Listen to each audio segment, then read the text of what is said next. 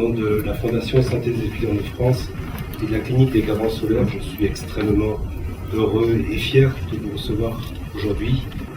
Nous avons un colloque qui est particulièrement chargé aujourd'hui, que Monsieur le Président de la Fondation va introduire. Je lui laisse la parole sans plus tarder. Monsieur le Président. À quel point je suis très fier de vous ouvrir ce colloque. Je remercie en tout cas ceux qui ont pris l'initiative, je suis spécialement pour rien, et je crois que tout en dommage notamment à Valérie Gentil qui a assuré, qui a eu l'idée, le concept, qui a fait en sorte que ce colloque ait lieu, qui je crois même est allé jusqu'à faire pression sur et vous dire donc que je n'ai aucun doute sur la qualité de cet après-midi. Et en tout cas, moi, je vais rester jusqu'au bout, et je pense que je vais apprendre beaucoup de choses. Encore une fois, merci à tous. J'ai demandé à des intervenants prestigieux qui ont tous eu la générosité de répondre oui. Et donc voilà pourquoi j'ai l'honneur, le très grand plaisir, Monsieur Leonetti, de vous passer la parole pour parler du prendre soin. Oui, vous le savez tous, et est-ce utile de le rappeler, l'éthique est une interrogation. Est-ce que l'éthique est simplement une interrogation?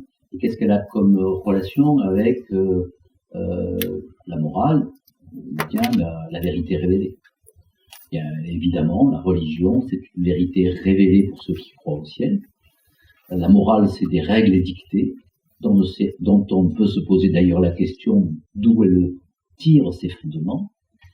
L'éthique, on pourrait très bien dire, écoutez, c'est la morale des snobs qui, au lieu de dire morale, disent éthique. C'est un peu plus compliqué que ça, en tout cas dans le langage courant, en tout cas dans la conception telle qu'on l'a aujourd'hui, c'est une situation d'inquiétude, de sortir de la quiétude, de sortir de la tranquillité, de sortir des conduites à tenir, de sortir des certitudes. Et peut-être plus encore des certitudes individuelles qui font la grande difficulté de notre siècle, et d'accepter de mettre en commun ces confrontations, ces disputes au sens véritable philosophique grec, pour arriver à ce que cette dispute aboutisse à une interrogation collective. Et l'interrogation collective, elle est utile et fertile, parce que le doute est utile et fertile pour la pensée. Est-ce que la pensée peut rester sans se poser? Autrement dit, est-ce qu'il peut y avoir, comme c'est Malraux, une morale sans l'action? Non, on ne peut pas y avoir de morale sans action, et il ne peut pas y avoir de pensée sans projection. Nous avons oublié la fierté. J'ai entendu ce mot dans votre bouche, Monsieur le Président.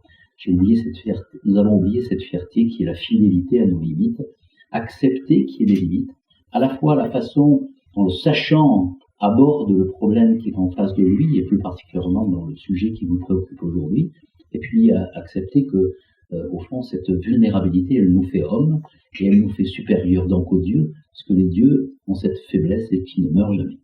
Merci de votre attention.